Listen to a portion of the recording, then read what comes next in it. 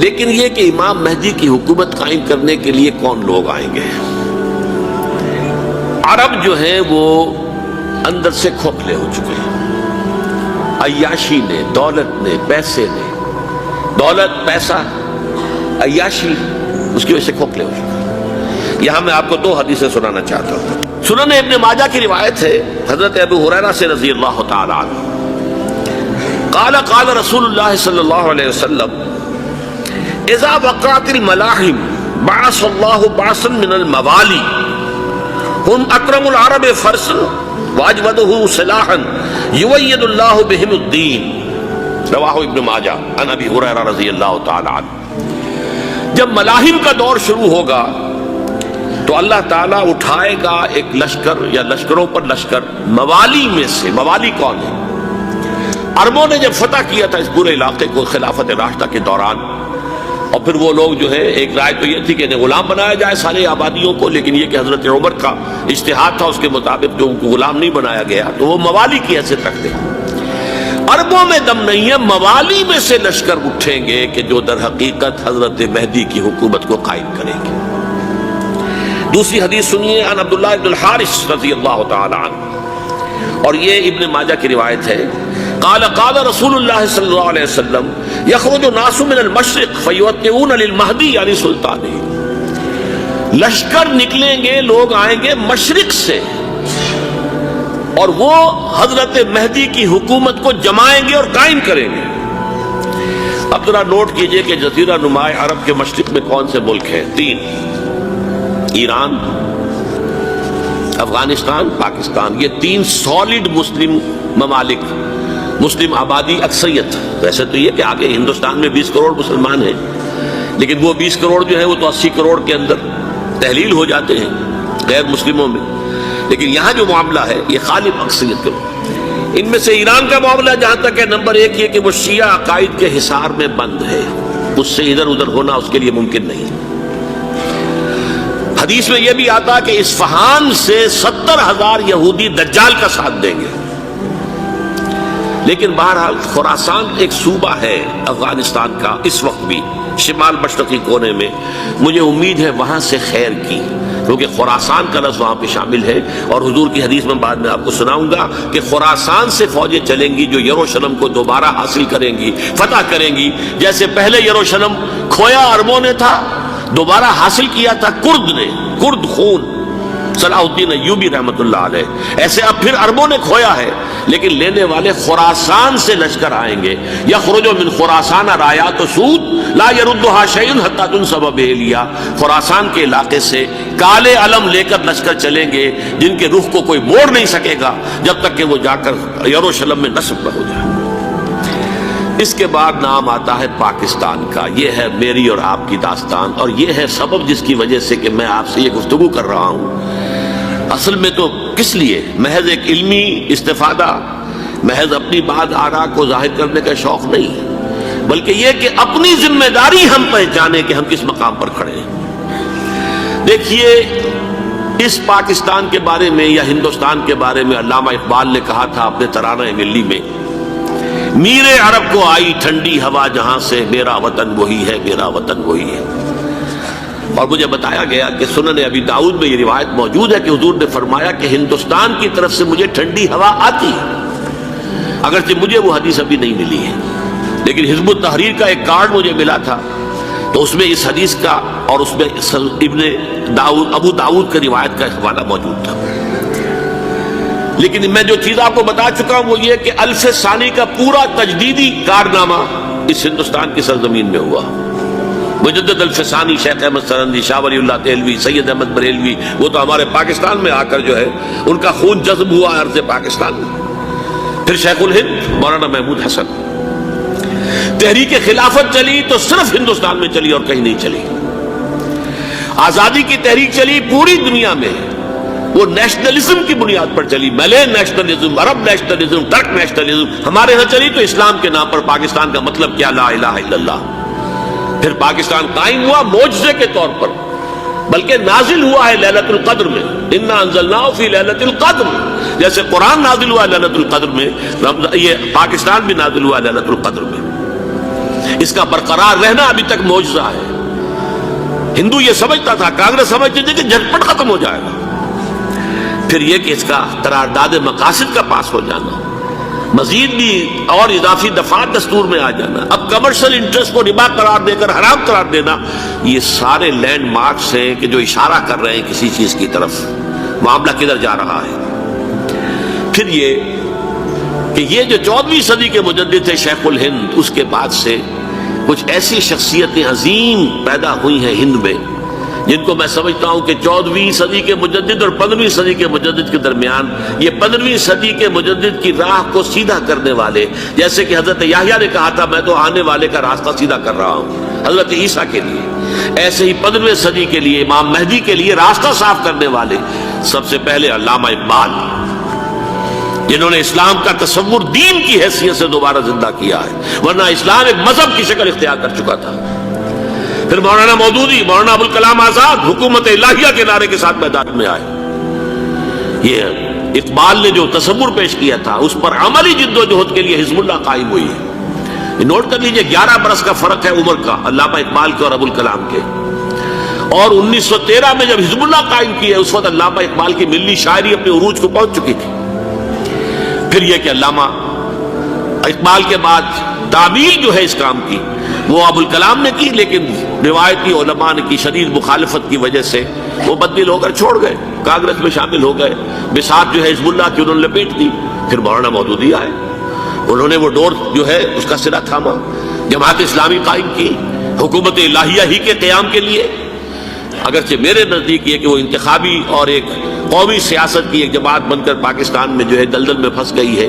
اب ہم اس کی کوشش کر رہے ہیں، تنظیم اسلامی اور یہ تحریک خلافت جس کے تحت یہ جلسہ ہو رہا ہے، یہ ساری چیزیں وہ ہیں کہ آپ کو سوائے پاکستان کے اور کہیں نہیں ملیں گی پوری دنیا میں۔ معلوم ہوتا ہے کہ پاکستان کو بہت بڑا رول پلے کرنا ہے اس میں، اور اس کے ساتھ اب جمع کر لیجئے افغانستان کی عمارت افغانستان، اسلامی عمارت افغانستان قائم ہو چکی ہے۔ یہ پچھلے 20 سالوں میں جو کچھ وہاں ہوتا رہا ہے اس سے پہلے تصور نہیں ہو سکتا تھا۔ علامہ اقبال کے فرزند بھی دیکھ کر آئے ہیں، تو اگرچہ وہ خود میں سمجھتا ہوں کہ خاصے انہیں آپ لبرل کہیں، آزاد خیال کہیں، لیکن اس درجے متاثر ہو کر آئے تھے کہ انہوں نے یہ کہا افغانستان میں جو میں نے حالات دیکھے ہیں کہ اگر 2-4 اور مسلمان ملکوں کے اندر یہ نظام قائم ہو جائے تو پوری دنیا مسلمان ہو جائے گی۔ یہ سب کچھ کیسے ہو رہا ہے؟ یہ آنے والے دور کی جھلکیاں ہیں۔ Coming events are casting their shadows before.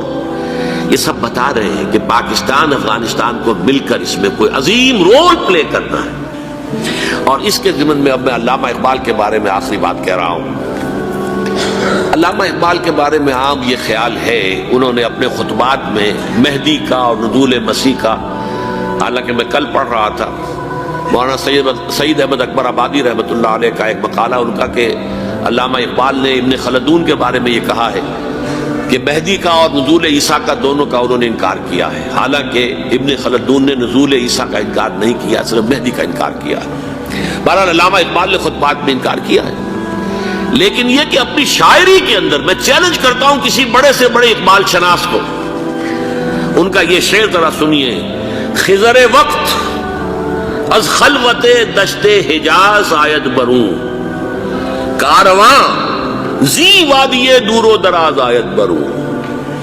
خضر وقت، امام وقت، رہنمائے وقت، قائد وقت، خلوت دشت حجاز، حجاز کی صحرا کی کسی خلوت گزینی سے نکل کر باہر آئیں گے۔ میں حیران ہوتا ہوں علامہ کے اس فکر پر اور اس مصرے پر۔ یہاں انہوں نے شیعہ اور سنی دونوں کے کانسیپٹ جمع کر دیے۔ شیعہ کا کانسیپٹ یہی چھپے ہوئے کسی غار میں وہاں سے برآمد ہوں گے، اور ہمارا کانسیپٹ میں ام سلمہ رضی اللہ تعالیٰ عنہ کی حدیث سنا چکا، چھپے ہوئے ہوں گے وہ وہاں پر، مدینے سے نکل کر آ کر مکے میں چھپ جائیں گے۔ اس خانہ جنگی کی حالت میں لوگ ان کی طرف دیکھ رہے ہوں گے، سوچتے ہوں گے انہیں میدان میں آنا چاہیے، کوئی پارٹ پلے کرنا چاہیے، امت کی رہنمائی کرنی چاہیے، لیکن وہ چھپیں گے، وہ کارے ہوں گے، وہ اس ذمہ داری کو قبول نہیں کرنا چاہیں گے، جا کے چھپ جائیں گے مکے میں، وہاں سے مکے والے انہیں نکالیں گے، اور وہ کارے ہوں گے، انہیں بالکل یہ پسند نہیں ہوگا کہ یہ ذمہ داری اٹھائیں۔ تو خضر وقت از خلوت دشت حجاز آیت بروں، کارواں زی وادی دور و دراز آیت بروں، کارواں جو چلے گا ان کی مدد کے لیے اس وادی دور و دراز، اس زی عظیم وادی دور و دراز، یہ وادی سندھ ہے۔ وادی سندھ جو ہے ہم سمجھتے ہیں کہ صرف یہ پاکستان اور پنجاب جو ہے یہ اس میں شامل ہے، سندھ اور پنجاب نہیں، افغانستان کا پورا مشرقی علاقہ اس میں شامل ہے۔ جیسے دریائے جہلم سندھ میں جا رہا ہے، جیسے دریائے گلگت سندھ میں آ کر ملتا ہے، جیسے دریائے چناب اور راوی اور جہلم اور یہ سب جا رہے ہیں اور آ رہے ہیں، اسی طرح دریائے کابل کہاں سے آ رہا ہے، دریائے گومل کہاں سے آ رہا ہے، ٹوچی کہاں سے آ رہا ہے، یہ سارا جو ہے ڈرین جو ہو رہا ہے ایسٹرن جو ہے پارٹ آف افغانستان، یہ سب وادی ہے۔ اس وادی کے یہ دو حصے ہیں، ایک حصہ جو ہے یہ ادھر پاکستان میں ہے اور اسی وادی کا دوسرا حصہ جو ہے وہ افغانستان میں ہے۔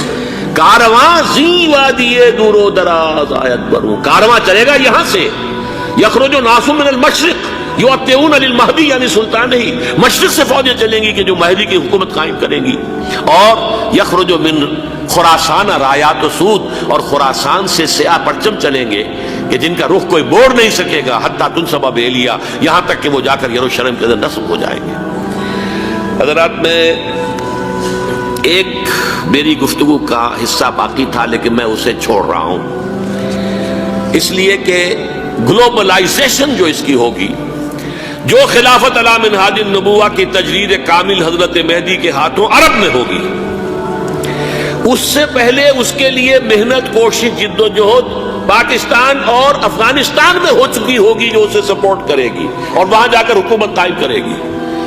اس کے بعد گلوبلائزیشن کا جو مرحلہ اس کا ہے وہ حضرت مہدی کے ہاتھوں نہیں ہے، وہ حضرت عیسیٰ ابن مریم ان کے نزول کے بعد ہے، جن کے نزول کے بعد دجال کا خاتمہ ہوگا اور یہودیوں کا استحصال ہوگا، مسلمانوں پر بھی بڑی تکالیف عربوں پر آئیں گی، شدائد آئیں گے، لیکن یہ وہ میں حصہ ملتوی رکھتا ہوں کسی دوسری محفلوں، کسی دوسری مجلس اور نشست پر۔ اب میں آپ کو ذرا اس جو انسانوں میں سے انسان دشمنی کا جن کا سب سے بڑا رول ہے، میں ان کی 2000 سالہ تاریخ کا آپ کے سامنے نقشہ رکھنا چاہتا ہوں۔ ان 1400 سال کا تو میں نے صرف 4 آپ کو پوائنٹس بتائے، موسیٰ سے عیسیٰ تک 1400 برس علیہ الصلوۃ والسلام، 2 مرتبہ عروج، 2 مرتبہ زوال، اشیریوں کے ہاتھوں پٹوائی، بابلیوں کے ہاتھوں پٹانا، گریکس کے ہاتھوں مرمت، رومنز کے ہاتھوں مرمت۔ یہ جو 2000 سال ہے، کیونکہ اب تو ظاہر بات ہے 21ویں صدی شروع ہو گئی، 20 صدیاں حضرت مسیح کو پوری ہو گئی۔ پہلی بات نوٹ کیجئے، حضرت مسیح کی پیدائش ہے سن 1 قبل مسیح۔ یہ نقطہ آپ نے کبھی سنا ہے یا نہیں؟ جب ملینیم کا سلسلہ شروع ہوا تھا پچھلے سال تو میں نے بیان کر دیا تھا کہ ایک عجیب حساب کے اندر انہوں نے غلطی کی ہوئی ہے۔ حضرت مسیح کی پیدائش ہوئی 25 دسمبر کو، سن انہوں نے شروع کر دیا تو اس کے بعد جنوری آئی تو پہلا سال شروع ہو گیا۔ اگر جنوری سے پہلا سال شروع ہوا تو یہ 6 دن جو ہے تو اس کے پچھلے سال میں تھے، لہذا کہا جائے گا کہ Jesus Christ was born 1 year before Christ BC۔ تو 1 قبل مسیح میں حضرت مسیح کی پیدائش ہوئی۔ یہ آخری اسرائیلی نبی اور رسول، یہودی علماء کی مخالفت، دشمنی، سولی پر چڑھوا دینا میں بیان کر چکا ہوں۔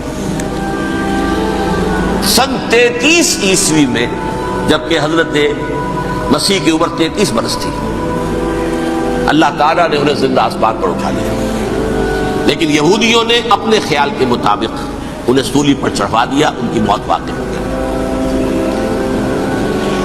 اگرچہ اس کے بعد یہ اختلاف ہے ان میں، یہودی کہتے ہیں وہ سولی پر چڑھ گیا، ختم ہوا، مر گیا، عیسائی کہتے ہیں نہیں، انتقال ہوا ہے مسیح کا صلیب پر، لیکن پھر وہ دوبارہ زندہ ہو گئے ہیں۔ ان کی لاش ایک غار میں رکھ دی گئی تھی، وہاں ریزریکشن ہو گیا، ان کا باعث بعد الموت وہی ہو گیا، اور پھر انہیں اللہ نے زندہ آسمان پر اٹھا دیا۔ تو ہمارے اور عیسائیوں کے درمیان نوٹ کر لیجئے، یہ چیز مشترک ہے کہ حضرت مسیح آسمان پر زندہ اٹھائے گئے۔ فرق کیا ہے؟ وہ سمجھتے ہیں کہ سولی دیے گئے، سولی پر مرے، پھر زندہ ہوئے، پھر گئے، ہم سمجھتے ہیں کہ نہیں، وما صلبوہ وما قتلوہ، انہوں نے نہ صلیب دے سکے انہیں اور نہ انہیں قتل کر سکے، بل رفعہ اللہ الیہ، اللہ نے اٹھا لیا۔ پھر ہمارا اور یہ اس کا عیسائیوں کا ایک اور اتفاق ہے، سیکنڈ کمنگ آف جیسس، حضرت مسیح دوبارہ آئیں گے، یہ عیسائیوں کا بھی عقیدہ ہے اور ہمارا بھی۔ بہرحال تو جیسا کہ میں نے عرض کیا کہ اس وقت یہ عذاب استیصال، عذاب اکبر کے مستحق ہو چکے تھے، لیکن اللہ نے ان کی مدت دراز کی ہے، لیکن ان پر دنیاوی عذاب کا ایک کوڑا جو ہے اللہ تعالیٰ کی طرف سے اسی وقت برسا، دنیاوی عذاب دنیا میں رہتے ہوئے ختم نہیں کیا۔ 37 برس بعد حضرت مسیح کے رفع سماوی کے 37 برس بعد سن 70 میں یہودیوں نے بغاوت کی رومیوں کے خلاف۔ رومی ٹائٹس جنرل تھا ایک، اس نے پھر جو حملہ کیا ہے 1,33,000 یہودی ایک دن میں قتل کیا یروشلم میں،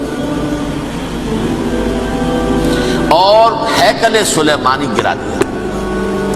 وہ ہیکل پہلے بھی گرا تھا، پہلے 1400 سال کے دوران میں بھی نبوکدنضر نے گرایا تھا، لیکن پھر اس کے 150 سال بعد انہوں نے دوبارہ بنا لیا تھا، اس لیے وہ اسے سیکنڈ ٹیمپل کہتے ہیں۔ پہلا ٹیمپل جو حضرت سلیمان نے بنایا تھا نبوکدنضر نے گرا دیا 587 قبل مسیح میں، پھر دوبارہ انہوں نے 150 سال کے بعد بنا لیا۔ وہ اس تاریخ کا حصہ ہے، میں نے جس کے بارے میں آپ کو تفصیل نہیں بتائی۔ اس میں یہ ہوا سن 70 میں وہ گرا دیا گیا، وہ آج تک گرا پڑا ہوا ہے۔ نمبر 2 یہ کہہ دیا گیا کہ یہودیوں اس ارض فلسطین سے نکل جاؤ، تم یہاں نہیں رہ سکتے۔ لہذا جس کا جہاں سینگ سمایا چلا گیا، یورپ میں چلے گئے، ایشیا میں آ گئے، عرب میں آ گئے، یہ 3 قبیلے جو رات بھی میں نے عرض کیا تھا، بنو قینقاع، بنو نذیر اور بنو قریظہ، یہ وہاں سے آ کے مدینے میں آباد ہو گئے، جس کا جہاں سینگ سمایا، افریقہ میں، ہندوستان میں، جہاں چلے گئے۔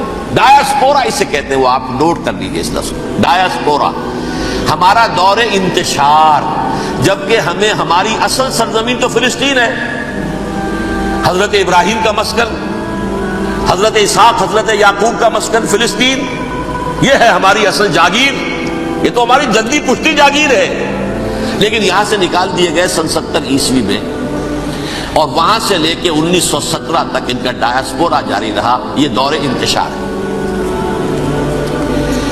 اس دور انتشار کے اب چند حصے ہیں جس کو میں چاہتا ہوں کہ آپ علیحدہ علیحدہ سمجھ لیں۔ دور انتشار کا جو پہلا جو ہے تقریباً 300 برس رومی حکمران تھے، وہ یہودیوں کے بھی دشمن تھے اور عیسائیوں کے بھی دشمن تھے، عیسائی اور یہودی ایک دوسرے کے بھی دشمن تھے، لیکن رومی سمجھتے تھے کہ یہ ایک ہی تھیلی کے چٹے بٹے ہیں۔ رومیوں کے نزدیک عیسائی بھی یہودیوں ہی کا ایک فرقہ تھے، کوئی علیحدہ مذہب تو تھا ہی نہیں۔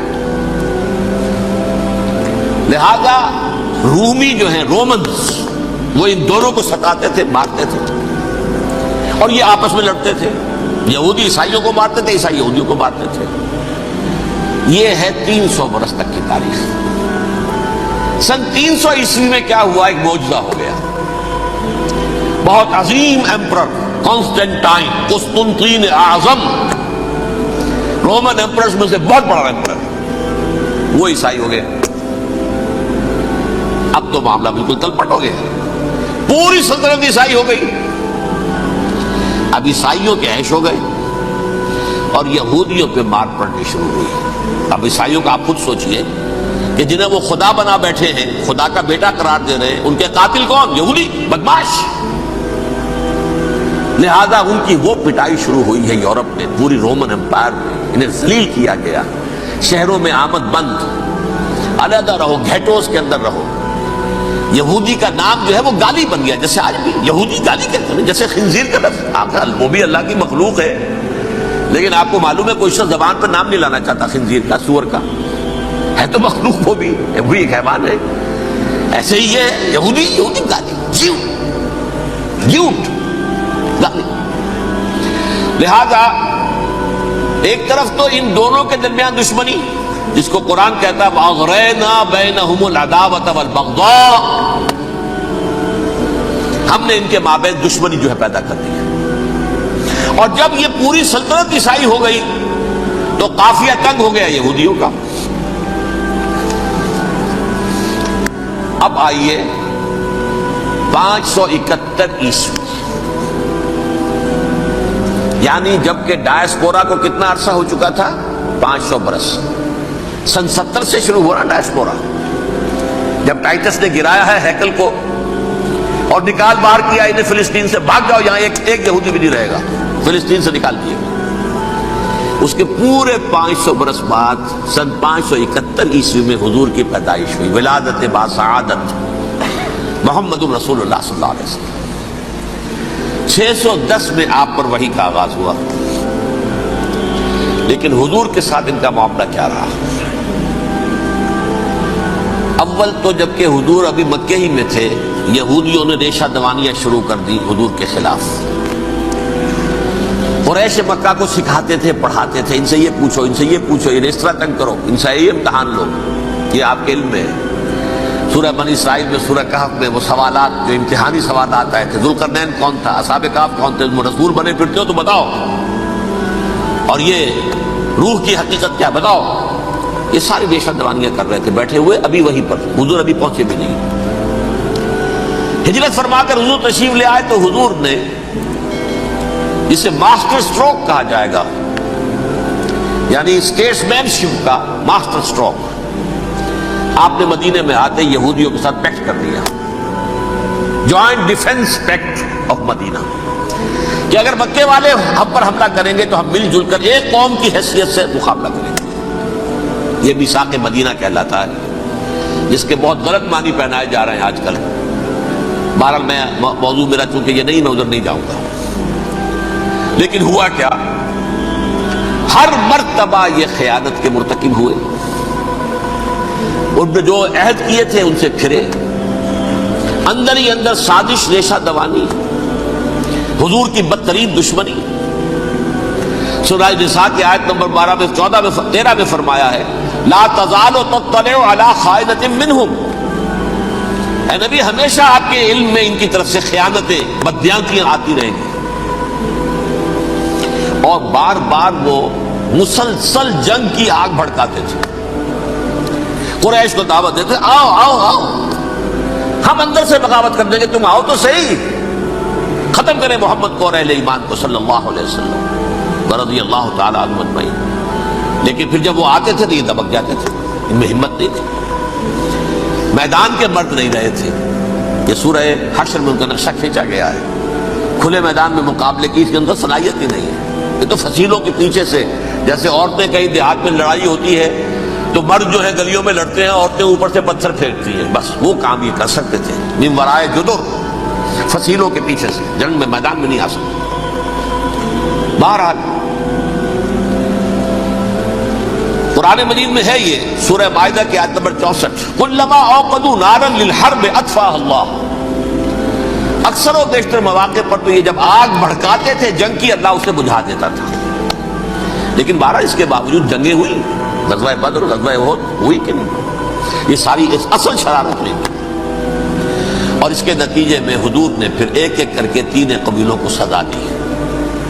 غزوہ بدر کے فوراً بعد بنو قینقاع نکالے گئے مدینے سے، غزوہ احد کے فوراً بعد بنو نذیر نکالے گئے، اور غزوہ احزاب کے بعد بنو قریظہ نکال دیے گئے۔ یہ تو میں نے آپ کے سامنے رکھ دیا صرف حضور کے زمانے میں ان کا کیا رویہ رہا، دشمن۔ رات بھی ہم نے وہ آیت پڑھی تھی، لَتَجِدَنَّ أَشَدَّ النَّاسِ عَدَاوَةً لِلَّذِينَ آمَنُوا الْيَهُودُ وَالَّذِينَ أَشْرَكُوا، اہل ایمان کی دشمنی میں شدید ترین تم پاؤ گے یہودیوں کو اور مشرکین بھی بعد میں ہے، پہلے یہودی۔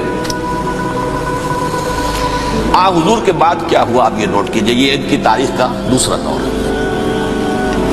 حضرت عمر رضی اللہ تعالیٰ عنہ کا عہد خلافت ہے، بیت المقدس کا محاصرہ کیا گیا، فصیل بڑی اونچی، شہر اندر سے سیلف سفیشینٹ، حملے کا راستہ کوئی نہیں، محاصرہ طول کھینچ رہا ہے، لیکن ان کے پاس رسد بھی موجود ہے، پانی بھی موجود ہے، وہ دروازے بند کر کے بیٹھے ہوئے ہیں۔ بالآخر اللہ تعالیٰ کی مشیت کا ظہور کیسے ہوا؟ ان کے کچھ علماء آئے فصیل پر، کہا دیکھو مسلمانوں تم قیامت تک بھی یہاں پڑے رہو گے محاصرہ کر کے ہمارا، یہ شہر فتح نہیں ہوگا۔ ہاں ایک درویش بادشاہ کے ہاتھوں یہ شہر فتح ہونا ہے، لیکن تمہارے اندر ہمیں وہ نظر نہیں آ رہا۔ ابو عبیدہ بن الجراح رضی اللہ تعالی عنہ امین هذه الامہ، ان کا فوراً ذہن گیا وہ درویش بادشاہ مدینے میں بیٹھا ہوا ہے عمر رضی اللہ تعالی۔ اب ایک اور عمر بھی ہے جو قندھار میں بیٹھا ہے، نقشہ وہی ہے، سادگی کی حد تک نقشہ وہی، بالکل وہی، اپنی آنکھوں سے دیکھا ہے وہی سب۔ عمر اول عمر ثانی تھے عمر بن عبد العزیز۔ اب ایک اللہ کے فضل سے اللہ تعالیٰ ایدہ اللہ بنصرتہ، اللہ تعالیٰ ان کی نصرت فرمائے، دشمنوں کو ان کے مقابلے میں نیست و نابود کرے۔ انہوں نے ریکویسٹ بھیج دی کہ حضور تشریف لائیے، یہ شہر فتح ہو جائے گا۔ وہ ہے سفر تاریخی، اتنا طویل سفر، تقریباً 700 میل، ایک اونٹ، ایک خادم، ایک منزل پہ امیر المومنین اوپر بیٹھے، خادم آگے چل رہا ہے، اگلی منزل پہ خادم اوپر بیٹھا ہے، امیر المومنین آگے جا رہے ہیں۔ اور جب پہنچے ہیں تو وہ باری تھی خادم کی، انہوں نے ہاتھ جوڑ دیا، حضور خدا کے لیے تم کیا کہیں گے لوگ، وہ میرا برا حال کر دیں گے، تمہیں شرم نہیں آئی؟ امیر المومنین پیدل آگے چل رہے ہیں نکیل پکڑ کر، اور تم بیٹھے ہو اوپر براجمان ہو۔ حضرت عمر فرمایا الدور دورک، نہیں باری تمہاری ہے، بیٹھ۔ اس حال میں پہنچے ہیں، اور پھر یہ کہ ابو عبیدہ بن الجراح آئے ہیں، استقبال کیا ہے تو دیکھا ہے اس حال میں چلے آ رہے ہیں عمر، نکیل پکڑے ہوئے چلے آ رہے ہیں، اور کہتے ہیں کہ کہیں کیچڑ ویچڑ تھا، جوتے خراب ہو گئے تھے، وہ بھی اتار کے ہاتھ میں پکڑے ہوئے، کپڑے تو تھے ہی پھٹے ہوئے۔ انہوں نے کہا بھی حضرت ابو عبیدہ نے، دیکھیے یہ بڑا متمدن ملک ہے، بڑا مہذب علاقہ ہے یہ، آپ ذرا حلیہ اپنا دوست فرما لیں تب جا کے پیش ہم آپ کو کریں گے۔ آپ نے فرمایا نحن قوم اعزنا اللہ بالاسلام، ہم وہ قوم ہیں جنہیں اللہ نے عزت دی ہے اسلام کے ذریعے سے، کپڑوں کے ذریعے سے نہیں، دولت کے ذریعے سے نہیں۔ اسی حال میں گئے ہیں، اوپر سے انہوں نے کھڑے ہو کر نشانیاں دیکھی ہیں، اپنی کتابیں کھولی، ہاں یہ وہی ہے، اچھا لو جی سرنڈر، شہر تمہارے ہاتھ میں۔ خون کا ایک قطرہ نہیں بہا اور بیت المقدس فتح ہو گیا۔ لیکن اس وقت حضرت عمر نے ایک نرمی یہ کی کہ یہودیوں کے لیے بھی اسے اوپن سٹی قرار دے دیا۔ یہ احسان عظیم حضرت عمر کا، اس سے پہلے یہودی آ ہی نہیں سکتا تھا، داخل ہی نہیں ہو سکتا تھا، وہاں وہ آ کر وزٹ نہیں کر سکتا تھا، زیارت نہیں کر سکتا تھا اپنے مقدس مقامات کی۔ حضرت عمر نے یوں سمجھیے کہ تقریباً 550 برس کے بعد ان کے لیے راستہ کھولا ہے کہ ہاں تم آ سکتے ہو، زیارت کر سکتے ہو۔ لیکن یہ عیسائیوں نے لکھوایا معاہدے کے اندر، انہیں یہاں آپ آباد ہونے کی اجازت نہیں دیں گے، لیکن کم وزٹ دی پلیسز، دیکھیں زیارتیں کریں اور جائیں۔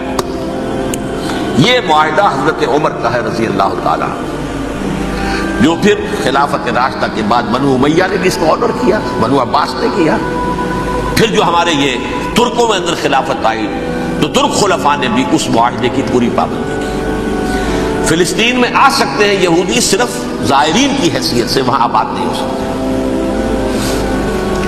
اب آئیے اگلا دور آیا حضرت عثمان کا دور خلافت۔ یہ ہے وہ وقت کہ اب یہود نے امت مسلمہ کی پیٹھ میں جھکا چھوڑا۔ وہ کیسے؟ ایک یہودی عبداللہ ابن سبا اسلام کا لبادہ اوڑھ کر آ گیا، معاشرے کا جائزہ لے لیا، ان میں بنو ہاشم اور بنو امیہ میں جو پرانی کشاکش تھی اس کے کچھ نہ کچھ جراثیم باقی ہیں، اگر ان کو ذرا بھڑکا دے تو مسلمانوں میں انتشار پیدا ہو جائے۔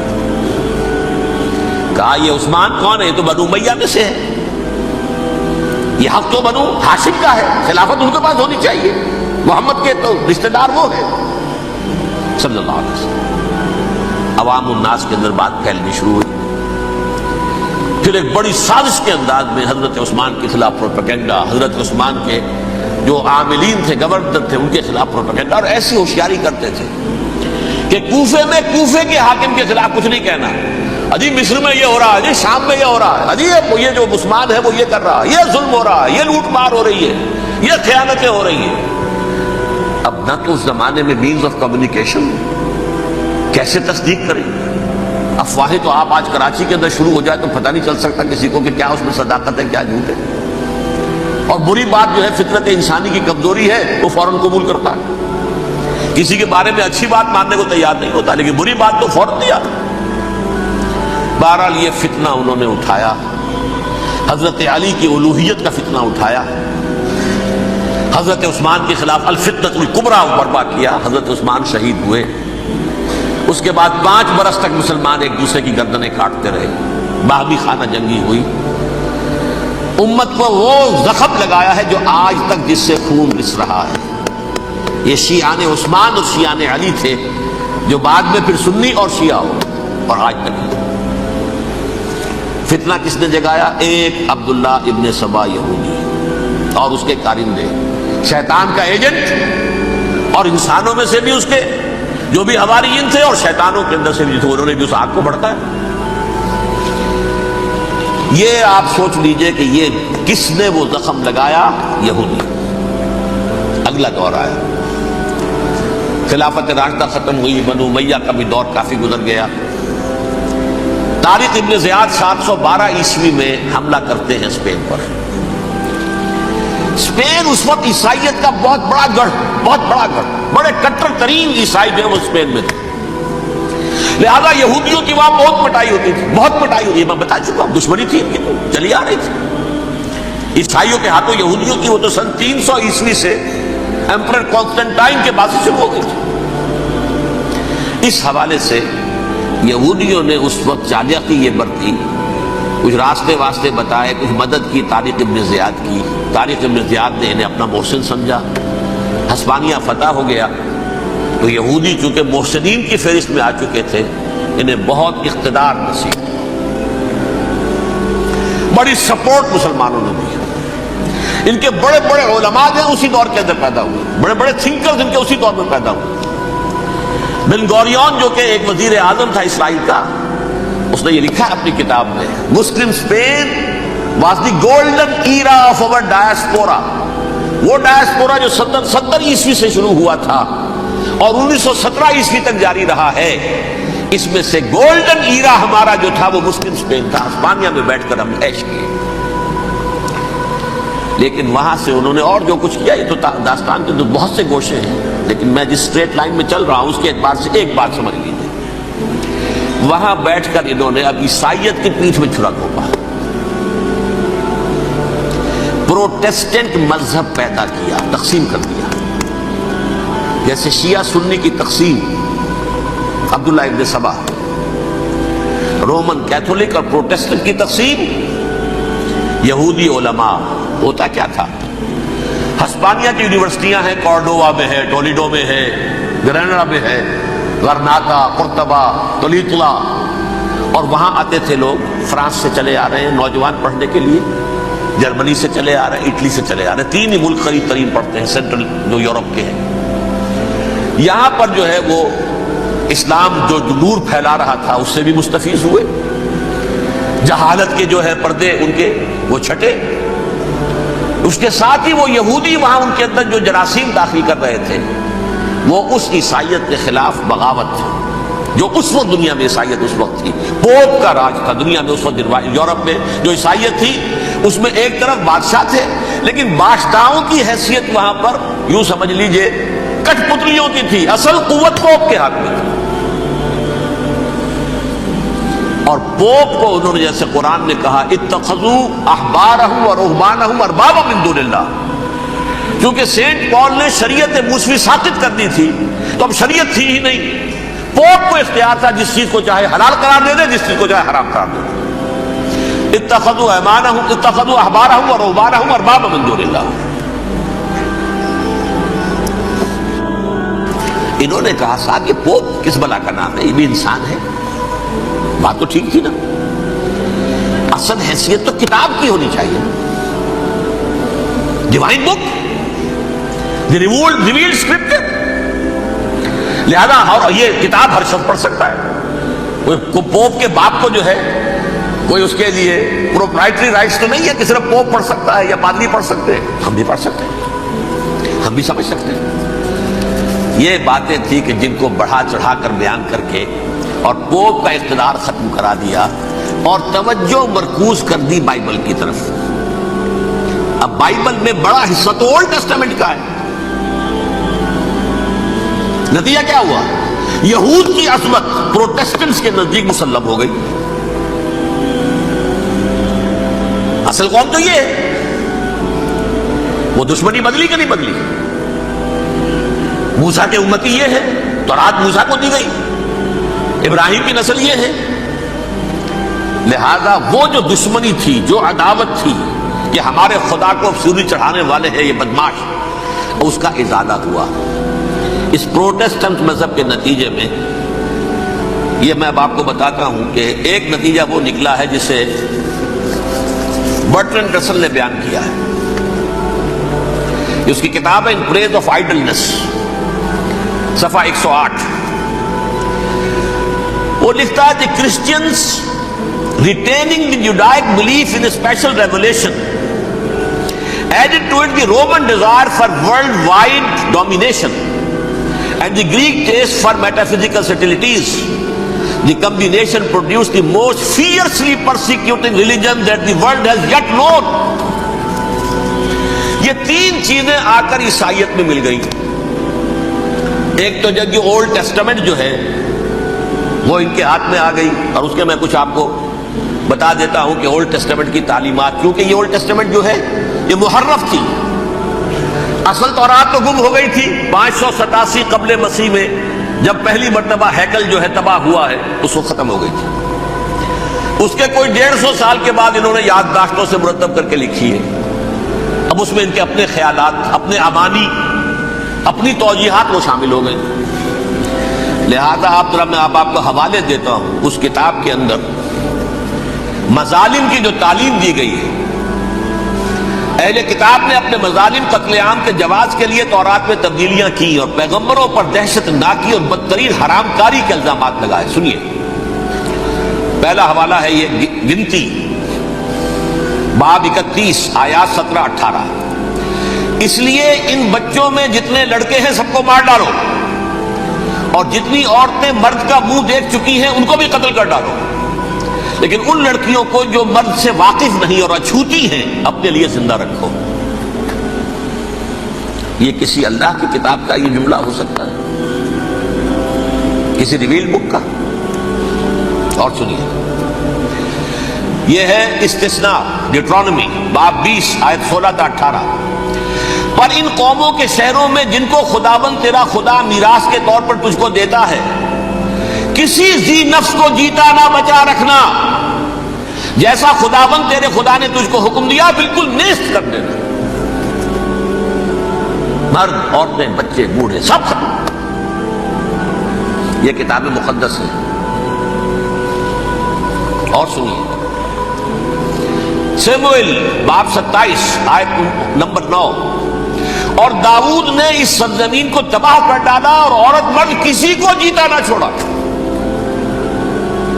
نمبر 4, ان سب آباد شہروں کو ماں, عورتوں اور بچوں کے بالکل نابود کر ڈالا. کتاب استثناء باب 3 آیت 6.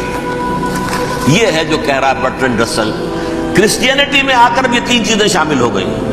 ایک تو یہ باربیرین, یہ تعلیم جو ہے, اور یہ مذہب کے نام پہ تعلیم, یہ کتاب مقدس کی تعلیم. نمبر 2, رومنز کے اندر جو ایک تمنا تھی ورلڈ ڈومینیشن کی, وہ عیسائیت کے اندر آ گئی.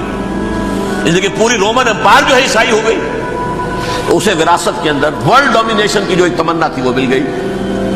اور پھر یہ کہ انہوں نے جو توہمات تھے یونانیوں کے, ان کو بھی اپنے ہاں مختلف شکلوں کے اندر جمع کر لیا. ان تین چیزوں کا the combination produced the most fiercely persecuting religion that the world has yet known. اس کے نتیجے میں دنیا میں تاریخ انسانیت کے اندر جو بدترین خوخار ترین مذہب ہو سکتا ہے وہ شکل عیسائیت نے اختیار کی. اور اس کا مظہر عدم کیا تھا نوٹ کیجیے, صلیبی جنگیں. ایک بات ٹائم ٹیبل کے اعتبار سے نوٹ کر لیجیے گا, فرسٹ ملینیم ختم ہوا، سیکنڈ شروع ہوا. ان کے 1000 سال ختم ہوئے تو 11ویں صدی میں سیکنڈ ملینیم شروع ہوا تو پہلی صلیبی جنگیں ہوئی. لاکھوں مسلمان قتل کیے. صرف یروشلم کے اندر اتنا خون بہایا ہے کہ خود ان کے ہسٹورینز لکھتے ہیں کہ جب ان صلیبیوں نے جب گھوڑوں کے ساتھ وہ چل رہے تھے گلیوں میں تو ان کے گھوڑوں کے گھٹنوں تک خون کی ندی بہ رہی تھی. جہاں سے گزرے ختم کرتے چلے گئے، آبادیاں کی آبادیاں ختم کر. اگرچہ اس کروسیڈ میں گیہوں کے ساتھ گھن بھی پسا، یہودی بھی بہت مارے گئے. یہ فرانس سے، جرمنی سے جب یہ کروسیڈرز آ رہے تھے 3000 میل کا سفر طے کر کے آئے تھے. سوچئے تو صحیح. اربن ثانی پوپ جو تھا آگ لگا دی تھی اس نے پورے یورپ کے اندر. شرم سے ڈوب مرو، تمہارے مقدس علاقے مسلمانوں کے ہاتھ میں. انفیڈلز، یہ کافر، یہ مرتد، یہ ملحد. مسیح جہاں پیدا ہوا، مسیح کو جہاں سولی دی گئی وہ کہاں ہے؟ ان کے ہاتھ میں. تو آگ لگائی ہے، 3000 میل کا فاصلہ طے کر کے یہ نو قومیں آئی ہیں وہاں، اور جو تباہی مچائی ہے. تاریخ انسانی میں ایسی بربریت کی کوئی مثال. اور یہ ان کے اپنے ہسٹورینز لکھتے ہیں، شرم کے مارے ایسے محسوس ہوتا ہے جیسے ان کی گردنیں جھکی جا رہی ہیں. لکھتے اگرچہ بھٹکے ہوئے ہیں لیکن کبھی بھولی ہوئی منزل بھی یاد آتی ہے راہی کو، اور بھٹکے ہوئے آہو کو پھر سوئے حرم لے چل. اس کی ضرورت ہے مسلمان کو پھر اس کا مقصد یاد دلایا جائے. پاکستان اس لیے نہیں بنایا گیا تھا کہ ہمارے ہاں ٹاٹے اور برلے نہیں تھے تو ہمارے پاس اس کے بھی باپ وجود میں آ جائیں، اس لیے تو نہیں بنایا گیا تھا. پاکستان اس لیے نہیں بنایا گیا تھا کہ جاگیرداروں کی جاگیرداریاں محفوظ ہو جائیں. پاکستان اس لیے تو نہیں بنایا گیا تھا. اور یہ کہ نمازیں اور مسجدیں تعمیر ہو جائیں، مسجدیں تو امریکہ میں تعمیر ہو رہی ہیں عالی شان سے عالی شان. اس لیے پاکستان نہیں بنا تھا. آج بھی مسلمان، میں معذرت سے عرض کر رہا ہوں مولانا سے، آج بھی بھارتی مسلمان کی ایوریج نمازی ہونے کے اعتبار سے پاکستانی مسلمان سے کہیں بہتر ہے. آج بھی برقع نظر آ جائے گا تو ہندوستان میں نظر آ جائے گا. میں نے اپنی آنکھوں دیکھے چند سال پہلے جب مکہ مسجد حیدرآباد دکن میں 3 دن مسلسل میری تقریریں ہوئی ہیں، 10,000 مرد اور 5,000 خواتین، اور ان میں سے کوئی بغیر برقعے کے نہیں تھی. ایک سیلاب نظر آ رہا تھا برقعوں کا کہ جب جلسہ ختم ہوا ہے رات کے 12 بجے 3 دن تک متواتر. یہاں کہاں نظر آئے گا برقع آپ کو؟ یہاں تو جس کے پاس 2 پیسے ہو گئے اس نے سب سے پہلے برقع اتار کے پھینک دیا. معلوم اچھی طرح سمجھ لیجئے یہ چیزیں تو وہاں زیادہ ہیں یہاں کی نسبت. اصل ضرورت تھی کہ یہاں اس نظام کو قائم کیا جائے، وہ نظام عدل اجتماعی، وہ جس میں حریت ہو، جس میں عام آدمی بھی خلیفہ وقت کو ٹوک سکے. یہ کرتا کیسے بن گیا؟ ایک خاتون بھی کھڑی ہو کر دامن پکڑ لے، عمر تمہیں کیا حق ہے کہ ہمارے مہر کے اوپر پابندی لگا رہے ہو، جبکہ اللہ نے نہیں لگائی. اللہ قرآن میں قنطارہ کا لفظ استعمال کر رہا ہے. ڈھیروں سونا دے دے کوئی شخص اپنی بیوی کو مہر کے اندر، طلاق دیتے وقت اس میں سے کچھ نہیں لے سکتا. آپ کون ہوتے ہمارے حق کے اوپر پابندی لگانے والے؟ اور عمر نے کہا آج ایک بڑھیا نے وہ اب عمر کو دین سکھایا، آرڈیننس واپس. حضرت سعد بن ابی وقاص رضی اللہ تعالی عنہ جو فاتح ایران تھے، وہ گورنر ایسے ہی نہیں بن گئے تھے ریوڑیاں بٹی ہو اور گورنری مل گئی ہو. وہ تو خود فاتح تھے ایران کے، اس لیے گورنر تھے. صرف ایک پرچہ پہنچا ہے بارگاہ خلافت میں، حضرت عمر فاروق کے پاس انفارمیشن آئی سعد نے اپنے گھر کے باہر ڈیوڑی بنا لی ہے اور ایک دربان کھڑا کر دیا ہے. حضرت بلال کو بھیجا ہے رقعہ دے کر، اور یہ حکم تھا کہ بلال پہلے تو جاتے ہی ڈیوڑی میں آگ لگا دینا، پھر یہ رقعہ دینا میرا. اور رقعے میں لکھا ہوا تھا اے سعد، لوگوں کو ان کی ماں نے آزاد کرنا تھا، تم نے انہیں اپنا غلام کب سے بنا لیا ہے. یہ دربان کھڑے کر دیے اپنے آگے. وہ حریت، وہ مساوات کہ جا رہا ہو خلیفہ وقت اور چارج لینے جا رہا ہے بیت المقدس کا، کوئی ذاتی علاج کے لیے نہیں جا رہا، سیر و سیاحت کے لیے نہیں جا رہا، چارج لینے کے لیے. بالکل سرکاری وزٹ ہے، آفیشل وزٹ ہے، اسٹیٹ وزٹ ہے. اور حال کیا ہے؟ 700 میل کا فاصلہ طے کرنا اور ایک اونٹ نہیں، کوئی انٹوریج نہیں، کوئی قدم و حشم نہیں، کوئی جمبو جٹ بھرے ہوئے نہیں، کچھ نہیں. ایک اونٹنی، ایک خادم. اس ایک اونٹنی پر چونکہ راستے کا راشن بھی ہے لہذا 2 آدمی نہیں بیٹھ سکتے. ایک بیٹھ سکتا ہے، ایک منزل خلیفہ وقت بیٹھا ہوا ہے اوپر اور خادم نکیل پکڑ کر چل رہا ہے، اگلی منزل خادم اوپر بیٹھا ہے اور خلیفہ وقت عمر عبد الخطاب رضی اللہ تعالی عنہ اور وہ آگے آگے نکیل پکڑ کر چل رہے ہیں۔ یہ نظام چاہیے آج نوع انسانی، اس کے انتظار میں، اس کی تلاش میں نوع انسانی نے کتنے تجربے کر لیے، کیسی چھلانگیں لگائیں، ملوکیت ختم کی، آسمان سے گرا کھجور میں اٹکا، جمہوریت آئی نام نہاد، لیکن وہ سرمایہ دارانہ نظام بن کر آگے سے بڑھ کر لعنت بن گئی۔ پہلے جاگیردار مسلط تھا، اب سرمایہ دار اور کارخانے دار مسلط ہو گیا۔ اس سے نکلنے کے لیے زور لگایا، کمیونزم کی طرف گئے، چھلانگ لگائی، اب ایک پارٹی ڈکٹیٹر بن کر بیٹھ گئی۔ انسان رست از یک بنتا استاد در بندے دیگر، ایک چیز سے غلامی سے نجات پاتا ہے، دوسری میں پھنس جاتا ہے۔ اور کیوں؟ کہ وہ نظام عدل اجتماعی جو محمد عربی کو دے کر بھیجا گیا تھا، اس کے کسٹوڈین سوئے ہوئے، اس کے کسٹوڈینز کو اندازہ ہی نہیں۔ یہ نسخہ تو ہمارے پاس تھا، ہمیں عمل کرنا تھا اور دنیا کے سامنے پیش کرنا تھا۔ پاکستان بنایا اس لیے گیا تھا کہ ہم اس کا ایک نمونہ دنیا کے سامنے پیش کریں گے۔ قائد اعظم نے فرمایا تھا کہ ہم یہ چاہتے ہیں کہ پاکستان کی صورت میں عہد حاضر میں اسلام کے اصول حریت و اخوت و مساوات کا ایک نمونہ قائم کر کے دکھائیں۔ کہاں ہے وہ؟ بھٹک گئے، سو گئے۔ وَلَنُذِيقَنَّهُم مِّنَ الْعَذَابِ الْأَدْنَىٰ دُونَ الْعَذَابِ الْأَكْبَرِ، بڑے عذاب سے پہلے چھوٹا عذاب کا مزہ چکھائیں گے۔ لَعَلَّهُمْ يَرْجِعُونَ، شاید کہ لوٹ آئیں۔ کوئی عجب نہیں اس عذاب الادنیٰ سے بعد ہم جاگے نہیں، ہوش میں نہیں آئے، کوئی عجب نہیں کہ بڑے عذاب کا کوڑا ہماری پیٹھوں کو برس جائے۔ لیکن مجھے یہ یقین ہے، نوٹ کر لیجئے، اگر یہ دوسرا امکان ہو گیا، خدا نہ خواستہ اللہ کے عذاب کا کوڑا ہماری پیٹھ پر برسا، مجھے یقین ہے اللہ ہندوؤں کو مسلمان بننے کی توفیق دے گا، لیکن اسلام کا بول بالا اسی خطے سے ہو۔ تاریخ میں یہ ہو چکا ہے آیا فتنہ تاتار کے افسانے سے، پاسباں مل گئے کعبے کو صنم خانے سے۔ تاتاریوں کے ہاتھوں کروڑوں مسلمان قتل ہوئے، لیکن اسلام نے تاتاریوں کو فتح کر لیا، اور پھر اسلام کا مسلمانوں کا دوسرا دور عروج انہی تاتاریوں کی مختلف شاخوں کے تحت ہوا۔ وہ تاتاری ہی تو تھے، وہ سارے ہورس، ٹرکش ہورس، ترکان تیموری، ترکان سبوی، ترکان سلجوقی، ترکان عثمانی، وہی تو سٹاک تو وہی ہے آیا فتنہ تاتار کے افسانے سے، پاسباں مل گئے کعبے کو صنم خانے سے، اس لیے کہ حضور نے فرمایا مشرق سے ہوگا، جہاں سے فوجیں چلیں گی، تو کوئی عجب نہیں۔ بہرحال یہ دو امکانات ہیں، لیکن اس کا فیصلہ تیرے ہاتھوں میں ہے، دل یا بدن، سیدھی بات۔ اگر تو اب بھی ہم ٹھیک ہو جائیں، جاگ جائیں، ہوش میں آ جائیں، قوم یونس کی طرح توبہ کر لیں، تو بغیر عذاب کے کوڑے کے رحمت خداوندی ہم پر سایہ کرے گی۔ اگر ہم نہ جاگے تو وہ عذاب کا کوڑا آئے گا۔ یہ نہیں میں کہہ سکتا ان ادری قریب بعید ما توعدون، یہ میں نہیں کہہ سکتا، یقین کے ساتھ جانتا ہوں کہ آئے گا، لیکن یہ کہ اس کے بعد بھی یہی سے بول بالا ہوگا۔ اگر ہمارے ذریعے نہیں تو ان کے ذریعے سے جو ہمیں شکست دے کر پھر اسلام قبول کر لیں، لیکن کیوں نہ پہلے ہی راستے پر چلنے کی کوشش کریں۔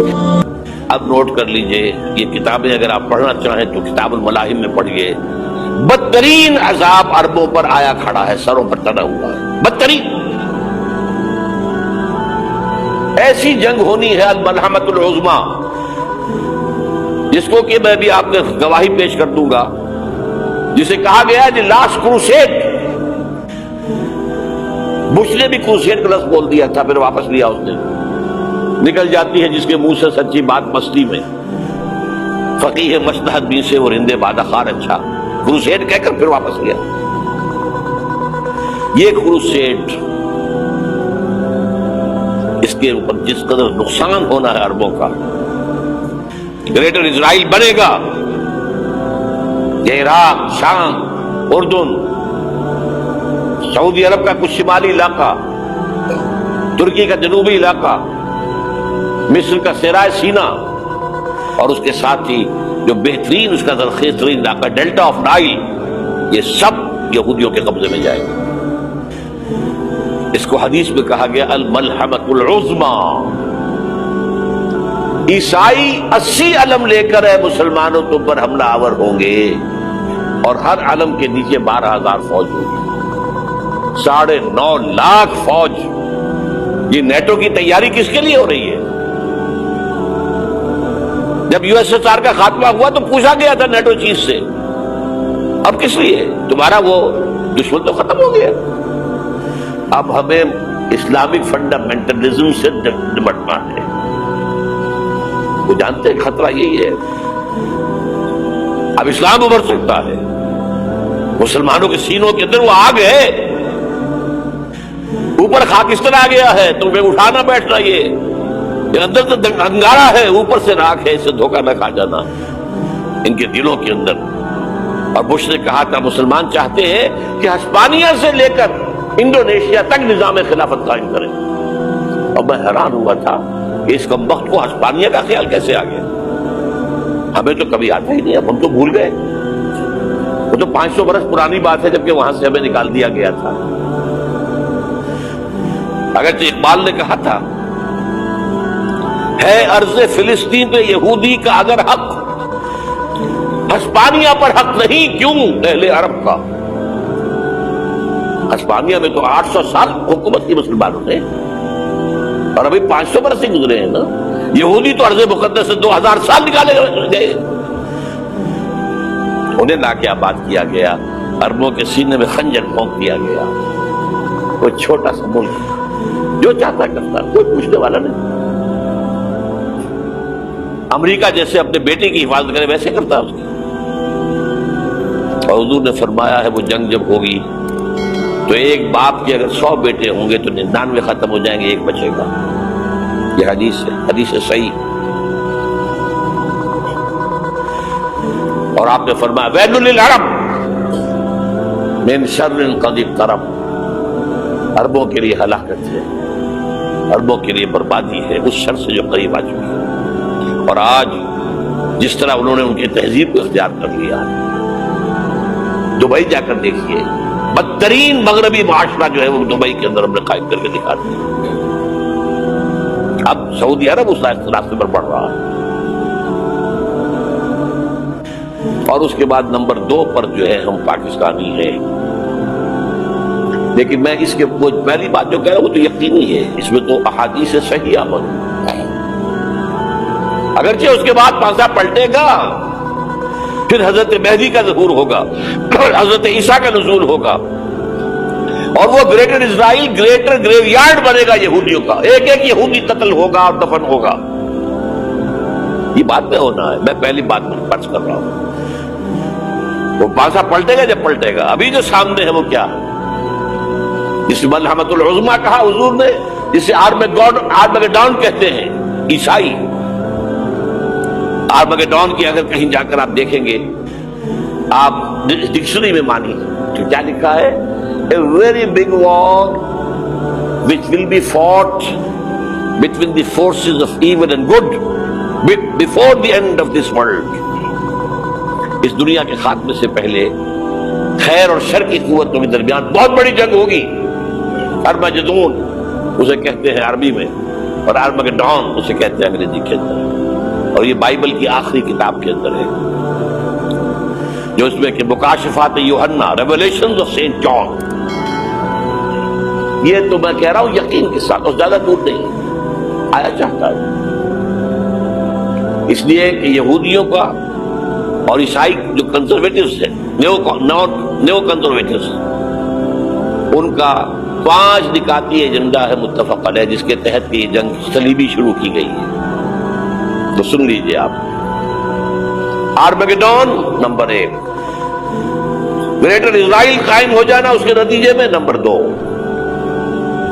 مسجد اقصی اور قبۃ الصخرہ کو گرانا نمبر 3،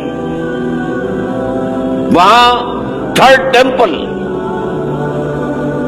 وہ مسجد جو حضرت سلیمان نے بنائی تھی 1000 قبل مسیح میں، پھر برباد کی تھی نبوکدنضر نے، دوبارہ بنائی گئی، پھر دوبارہ ختم ہوئی 70 عیسوی تک گری پڑی ہے. ان کا خانہ کعبہ گرا ہوا ہے 70 عیسوی سے لے کر آج تک. ایک دیوار ہے ویلنگ وال، جہاں جاتے ہیں، روتے ہیں، پیٹتے ہیں، ماتم کرتے ہیں. وہاں وہ بنے گا 3rd ٹیمپل. اور نمبر 4، اس میں لا کر رکھا جائے گا تخت حضرت داؤد کا. یہ تخت کہاں ہے اس وقت؟ یہ لندن شریف کے اندر جو ان کی پارلیمنٹ کا جو چرچ ہے ویسٹ منسٹر ایبے اس میں رکھا ہوا ہے. ایک پتھر تھا جس پر بٹھا کر حضرت داؤد کی تاجپوشی ہوئی، پھر حضرت سلیمان کی ہوئی، پھر وہ پتھر رکھ دیا گیا جب حضرت سلیمان نے بنایا ہیکل مسجد اقصی. وہاں رہا وہ. ہر بادشاہ جو تھا یہودی اسی کے اوپر بٹھا کر اس کی تاجپوشی ہوتی تھی.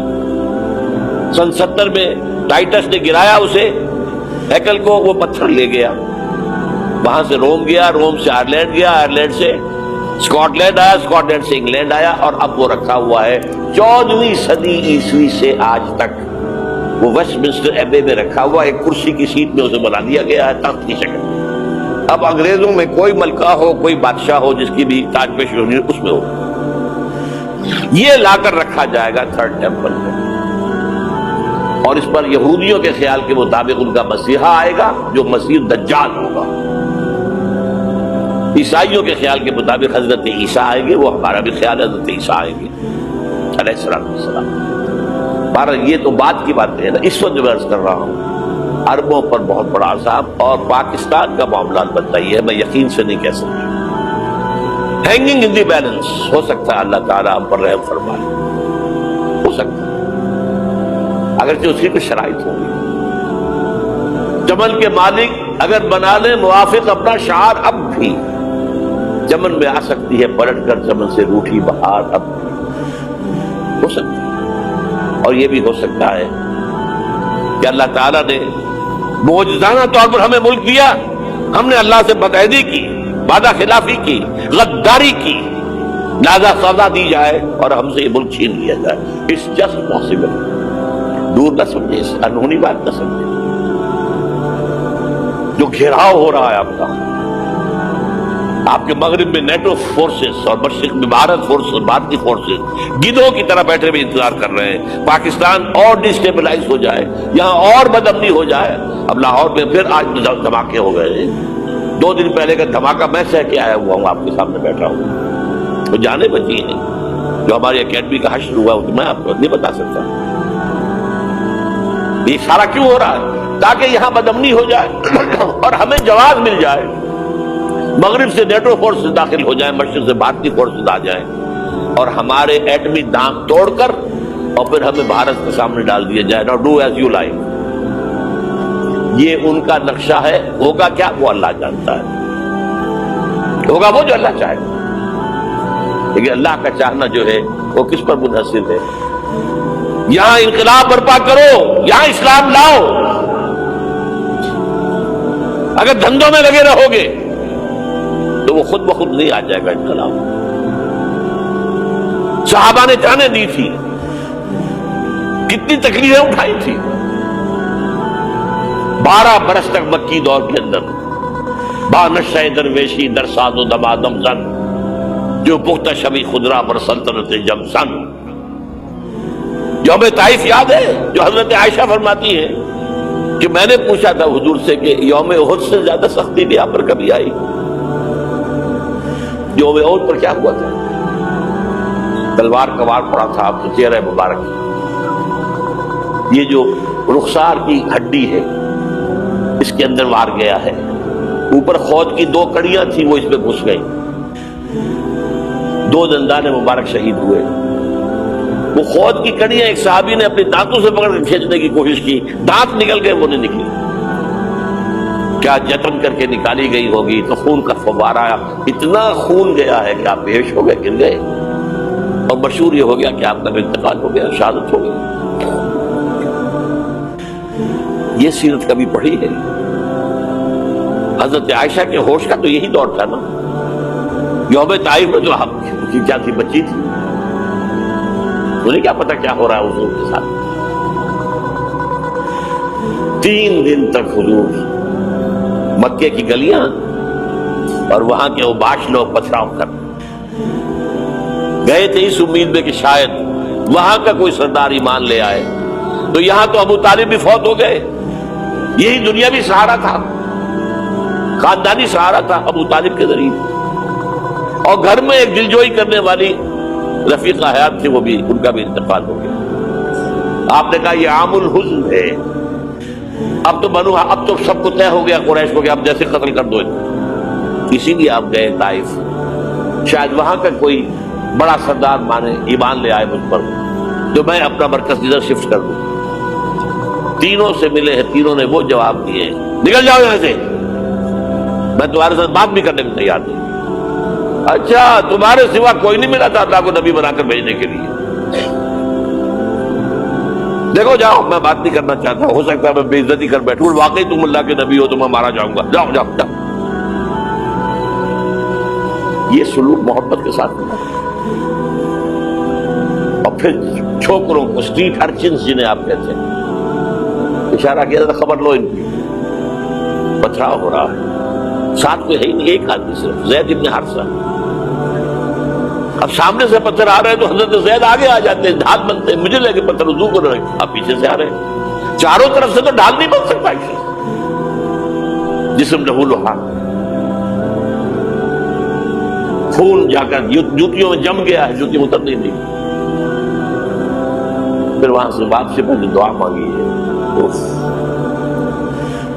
اللہم الیک اشکو ضعف قوتی وقلت حیلتی وہوانی علی الناس، اے اللہ تیری جناب میں فریاد لے کر آیا ہوں اپنے قوت کی کمی کا، اپنے وسائل کی کمی کا، اور جو ذلت و خواری ہو رہی ہے لوگوں کے سامنے، الا ملتقنونی، مجھے کس کے حوالے کر دیا، الا بعیدی یتجہمونی، یہ میرے اوپر ہجوم کر کے آ جائے، حملہ کرے، اور عدو من لگتا امرے، یہ دشمن کے حوالے میرا معاملہ کیا، جو چاہے کرتے وہ۔